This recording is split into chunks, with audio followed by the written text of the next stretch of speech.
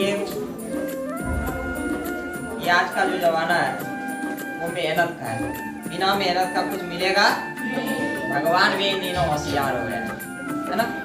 भगवान को हम लोग ठगने वाली जो बुद्धि लगाए हैं, अब भगवान ठगाएगा नहीं। ये तो वही हाल हो गया कि किसी के पॉकेट से हम पैसा ले लिए, अब बाद में उसको शाम को जा करके समोसा खिला दिए, बोले समोसा खिलाए ना, मतलब हम क्या बन गए, चालाक। पैसा उसी का, समोसा उसी को खिला के कहते समोसा खिलाए ना। तो भगवान भी क्या हो गया इन दिनों, होशियार। भगवान कहते हैं भैया तू मेहनत किया तू ले ले, मेहनत नहीं किया मतलब नहीं ले। इन दिनों लोग भगवान को ना जाने क्या क्या समझ लिया है। हम आपको कई बार समझाते हैं कि देखिए भगवान भी उसी को देता है जो सच में हकदार होता है, जो सच में लेने योग्य होता है। नहीं तो इन दिनों लोग भगवान को बेवकूफ बनाने के लिए कितना कितना षड्यंत्र रच रहा है, इसका कोई गिनती नहीं है। मैं एक बार था, मैट्रिक की परीक्षा देने के लिए गया, मेरे साथ एक लड़का था।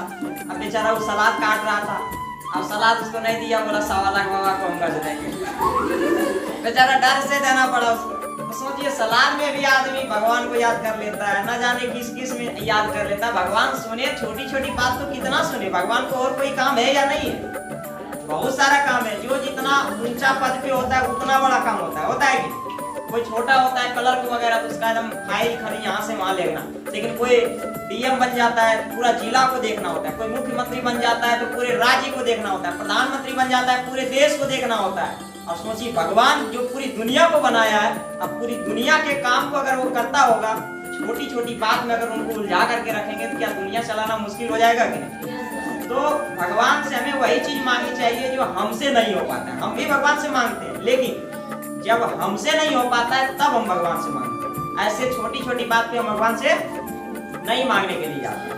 और हर लोगों में, हर व्यक्तियों में कुछ ना कुछ परिस्थितियां आती है, कठिनाइयां आती है, लेकिन उस कठिनाइयों से लड़ने के लिए हमारे अंदर क्षमता होनी चाहिए। भगवान हमें उत्साह देता है, ताकत देता है कि आप उससे लड़िए, लेकिन लड़ना आप ही को होगा। आप महाभारत की कहानी सुने होइएगा। महाभारत में 2 पक्ष था, एक अर्जुन का पक्ष जो पांडव था और दूसरा कौरव। पांडव के तरफ 5 भाई था और कौरव के तरफ 100 भाई था। और भी बड़े बड़े योद्धा, कर्ण, दुर्योधन, दुशासन, द्रोणाचार्य, कृपाचार्य, भीष्म, सारे लोग उधर ही थे। अब सोचिए भगवान श्री कृष्ण ने क्या कहा कि महाभारत की लड़ाई लड़नी होगी और अर्जुन को लड़ने के लिए बोल दिए। 5 भाइयों को उन सब से लड़ना होगा। अच्छा कोई भगवान हमारे पास आ जाए और हम 5 भाई रहे और उधर सब रहे, हम लोग क्या सोचेंगे कि भगवान हमरा मरावे की बुद्धि लगाए देते। लेकिन हमरा को 5 गो चाहिए और उन्हें कतेन से तैयो कहे तो लड़। अब वो लड़ किरण, हम नहीं लड़बो, तो ही लड़। तो उस समय अगर हम लोग रहते तो समझते ना बेवकूफ है हम लोग। भगवान कृष्ण लड़े थे, नहीं लड़े थे। अर्जुन को बोले थे लड़ना तुम्ही को होगा, लेकिन हम क्या करेंगे, तुम्हारा रथ चलाएंगे। जहाँ कभी तुम गलती करेगा माँ बताएंगे रे तू ऐसे नहीं ऐसे चला। तो भगवान वही काम करता है, करना हम ही को पड़ेगा। अब हम कहेंगे नहीं हम पढ़ेंगे लिखेंगे नहीं, हम खाली तक बोल बम में जाएंगे और हमारा मैट्रिक में ना फर्स्ट डिवीजन करा दीजिए, तो ये भगवान कराएंगे नहीं कराएंगे। हाँ आप पढ़ते होंगे मन से, भगवान कहेंगे ले बेटा तुम थोड़ा सा पढ़ ले और थोड़ा सा हम दे देते हैं, थोड़ा सा और बढ़िया से हो जाएगा। हाँ भगवान ये भूमिका करते हैं, ये हम मानते हैं, ये मेरे साथ भी कई बार हुआ है। तो थोड़ा सा मेहनत अगर आप करेंगे तब भगवान आपकी सहायता करेगा। कहा भी जाता है कि जो खुद अपनी सहायता करता है भगवान उसकी सहायता जरूर करते हैं, लेकिन जो खुद अपनी सहायता ही नहीं करता है खाली भगवान भरोसे, तब कुछ मिलने वाला नहीं है।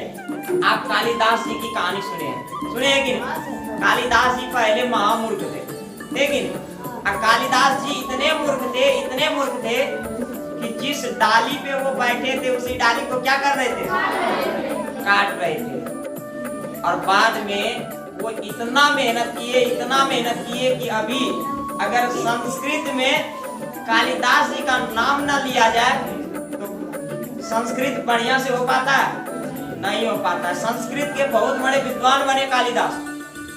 आप एक और व्यक्ति का नाम ले लीजिए, वरदराज। नाम सुने? भरतराज जो है, भरत मतलब समझते हैं, एकदम भरत नहीं है। वो भरतराज जो था स्कूल में सबसे पीछे बैठते थे और सबसे पीछे बैठते थे। टीचर उसे पसंद नहीं करते थे, कोई दोस्त उससे बात नहीं करना चाहता था। क्यों? क्योंकि उसका बुद्धि ठीक नहीं था, बेवकूफ था।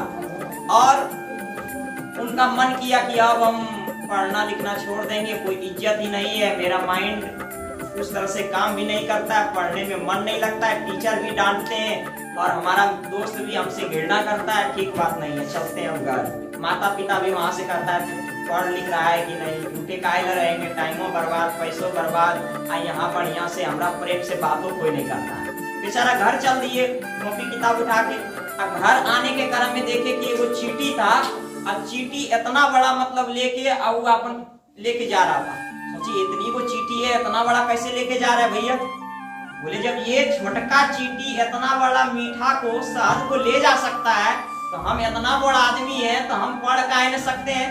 तनी को चीटी इतना बड़का ले जा सकता है तो हमारे जैसे कई लोग हैं जो पढ़ते हैं तो हम भी पढ़ सकते हैं। तो सोचिए आपको अगर परिवर्तन करना हो तो हम भरतराज की तरह से बेवकूफ नहीं, हम उनकी तरह मंद बुद्धि का नहीं है, बुद्धू नहीं है, हम उनसे कई गुना तेज हैं। थोड़ा सा हमें मेहनत करने की जरूरत होता है। आप एडिसन की कहानी को पढ़िए। एडिसन क्या थे कि बचपन में वो कीड़ा मकोड़ा मार करके वो प्रैक्टिकल करते थे कि हम उनके जैसा उड़ सकते हैं कि नहीं उड़ सकते हैं, और बाद में उनके टीचर ने क्या किया, उनको स्कूल से भगा दिया। और वही बच्चा बाद में देखिएगा आज वैज्ञानिक बना और हम लोग जो बल्ब जलाते हैं उस बल्ब का आविष्कार करता किन्हें माना जाता है? थॉमस अल्वा एडिसन को। तो सोच के देखिए मंदबुद्धि से मंदबुद्धि लड़का भी दुनिया का बुद्धिमान व्यक्ति बन सकता है। तो हम लोग उनकी तुलना में अगर करें तो हम लोग बहुत तेज हैं। उनके जैसा कमजोर है, उनके जैसा मंदबुद्धि लड़का है, उनके जैसा बुद्धू है नहीं है, उनकी तुलना में हम बहुत तेज हैं। सिर्फ जरूरत है कि हम अपने माइंड को कंसंट्रेट करें। हमारा माइंड इधर उधर भटक गया है, हमारा माइंड इधर उधर जाता है। हम जाना चाहते हैं पटना, लेकिन अब इधर की दूसरे जगह की गाड़ी पकड़ लिए तो पटना जा सकेंगे? नहीं जा सकेंगे। हम पढ़ने के लिए आते हैं, पता चलता है कॉमिक मार रहे हैं, कहीं इधर कर रहे हैं, कहीं उधर कर रहे हैं, तो वो सब में हम लोग उलझ जाते हैं और पढ़ने पे फोकस्ड नहीं रह पाता है। जब पढ़ना चाहते हैं तो फुल टाइम पढ़िए। आप सोचिए एक टीचर को लीजिए, वो कितना घंटा पढ़ाता है। अब हमें ही लीजिए कितना घंटा पढ़ते हैं, वह ये पढ़ाते हैं। अब सिर्फ मेरा काम पढ़ाना थोड़ी ना, पढ़ाने के साथ साथ कई काम है। मुझे पढ़ना भी होता है, पढ़ाना भी होता है, बीएसएस भी चलाना होता है। यहाँ क्या हो रहा है तुरंत फोन करता है, उसको भी देखना होता है। और जगह कहीं कहीं लेक्चर देना होता है, फिर झाझा जाना होता है, और भी घर में थोड़ा सा इधर उधर। आप सोच के देखिए इतना मतलब काम, और उसको अगर हम सिस्टमेटिक ढंग से नहीं करेंगे तो फिर हम ही पता चलेगा आशीष सर थे अब नहीं है। तो भैया थोड़ा सा माइंड को ना बढ़िया कंसंट्रेट करना पड़ता है ना, उसको बांटना पड़ता है। कई अब आदमी छोटा छोटा काम में उधिया जाता है। अब सोचिए इतना आदमी थक जाए, अभी हम पढ़ के ही आ रहे हैं। अब आदमी इतना काम करेगा तो दिमाग से लगेगा यार कितना है। फिर भी आप कभी क्लास में आकर के मिलिए, देखिए कितना हंसी मजाक के साथ हम लोग पढ़ते हैं। तो इतना हंसी मजाक के साथ भी आदमी हर टाइम पे एकदम खुशहाल रहता है। तो ये जिंदगी है, और इसको ठीक करने का जो भीतर का अध्यात्म है, जो भीतर का मेडिटेशन है, उसको बढ़िया करना होता है। और यही करता है कि माइंड को मजबूत कर देता है। माइंड आपका इतना मजबूत हो जाएगा कि आपका कार्य करने की कैपेसिटी बढ़ जाएगा। जो आदमी छोटा छोटा काम में उधिया जाता है, गुस्सा हो जाता है, काम नहीं कर पाता है, आप बड़ा बड़ा भी काम कर दोगे, लेकिन आपका माइंड और भी मजबूत होता जाएगा। आपको लगेगा, आप कभी इंटर के विद्यार्थियों से मिलिए जो कि साइंस लिया हुआ है, और जब साइंस के विद्यार्थियों से आप मिलेंगे तो उसमें एक चैप्टर होता है ऑप्टिक्स, और ऑप्टिक्स में जब आप देखेंगे फिजिक्स का एक चैप्टर ऑप्टिक्स, और ऑप्टिक्स को देखेंगे तो उसमें कई चैप्टर है, प्रकाश का परावर्तन, अपवर्तन, मानव नेत्र, हाइगेन सिद्धांत, कई चैप्टर। अब उसको देखिएगा तब लगेगा यार 10वां वाला तो सब एक ही चैप्टर में घुसा दिया है। सोचिए पूरे 10वां वाला एक पूरा किताबा देके और कुछ दे देंगे तब एक वो चैप्टर इंटर में होता है। इंटर में जाके सबका दिमाग खुलता है, लगता है यार इंटर वाला, ये मैट्रिक वाला क्या था, सब तो छोटा छोटा चैप्टर था, और 10वां में हमको लगता है इतना बड़ चैप्टर। तो थोड़ा सा अगर मन से पढ़ लेना तो सब हल्का लगता है। जब सब कोई कर सकता है, बहुत सारे लोग किया, हमको मान लीजिए कोई अगर साइकिल चलाना नहीं जानता है और शुरू में साइकिल चलाएगा तो उसको हार्ड लगेगा कि नहीं। कई बार लोग गिरता है। मोटरसाइकिल चलाना जो नहीं जानता है उसको डर लगता है। कोई कार चलाना नहीं जानता है तो चलाने में डर लगता है। कोई ट्रेन चलाना नहीं जानता है, चलाने में डर लगता है। एरोप्लेन चलाना नहीं जानता है तो चलाने में डर लगता है। लेकिन जो सीख जाता है उसको, एरोप्लेन चलाने वाले से पूछिए एरोप्लेन चलाना आसान है कि कठिन है? आसान है, बिल्कुल आसान है। कोई ट्रेन नहीं जानता है लेकिन चलाने के लिए सीख गए, बाद में चलाने में कोई कठिनाई नहीं होती है। कार चलाने वाले से पूछिए, कार ड्राइवर से, कोई दिक्कत नहीं होती है। तो वैसे ही जो मैथ बनाना सीख गया उसे मैथ बनाने में कोई दिक्कत नहीं होता है, आसान है एकदम बिल्कुल। तो वैसे ही हम भी अगर सीख जाएंगे तो हमको भी कोई दिक्कत नहीं होगा, लेकिन सीखना पड़ेगा। ये भी एक कला है। अब इसको कहेंगे नहीं सीखिए जाएंगे तो तुरंत नहीं सीख जाइएगा, थोड़ा सा मेहनत करना पड़ेगा भैया। स्टेप होता है थोड़ा सा, है ना। सीढ़ी से चढ़ना होगा। आप छत पे जा रहे उछाल मारेंगे ले छते पर चढ़ जाएंगे। छत पर चढ़ेंगे कि नहीं चढ़ेंगे, लेकिन होने से जब गिरेंगे ना चढ़ने लायक नहीं रहेंगे।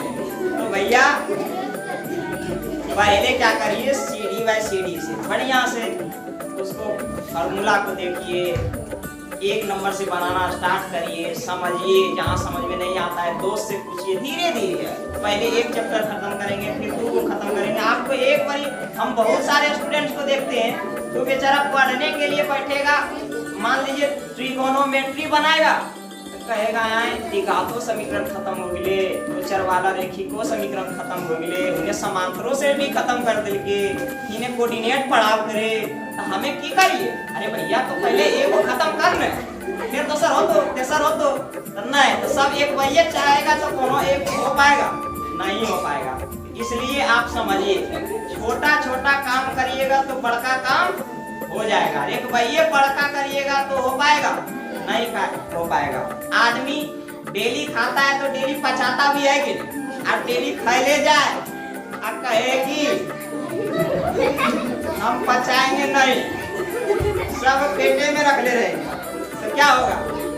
पेट गड़बड़। वैसे ही माइंड में हम डेली पढ़ें और उसको यादें नहीं करें, बढ़िया से समझ में न करें, तो सब एक दिन जाके कहेगा वो पढ़ाई लिखा बड़ी टफ हो, छोड़ेगा, दिमाग हो जाएगा खराब। तो आप इसको समझिए। और मैं जो दिमाग को समझ लेगा, जो ब्रेन को समझ लेगा, ब्रेन में इतनी शक्ति है कि हम कुछ भी कर सकते हैं। इस शक्ति को सिर्फ समझने की आवश्यकता है और मनुष्य हर चीज कर सकता है। अभी देखिए कल ही इसरो चंद्रयान 3 लॉन्च किया।